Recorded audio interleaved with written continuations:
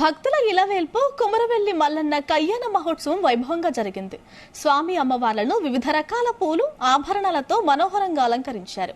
వధువుల తరపున మహాదేవుని వంశస్థులు కన్యాదానం చేయగా, వరుడి తరపున పడిగన్న గారి వంశస్థులు స్వీకరించారు. అనంతరం బలిజ మేడలమ్మ, గొల్ల కేతలమ్మలను మల్లికార్జునుడు పెళ్లాడాడు.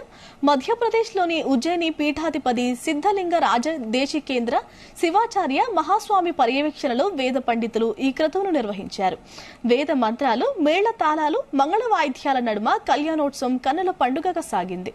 స్వామి కళ్యాణోత్సవం సందర్భంగా కుమరవెల్లి ఆలయాన్ని సర్వాంగ సుందరంగా తీర్చిదిద్దారు. కళ్యాణోత్సవాన్ని తిలకించేందుకు ఇతర రాష్ట్రాల నుంచి సైతం భక్తులు భారీ సంఖ్యలో తరలివచ్చారు.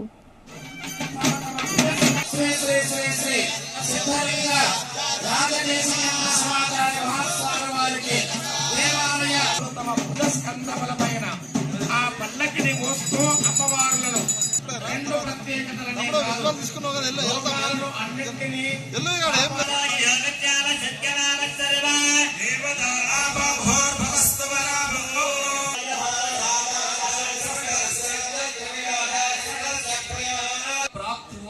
संस्थापन हुआ, सृष्टि हुआ।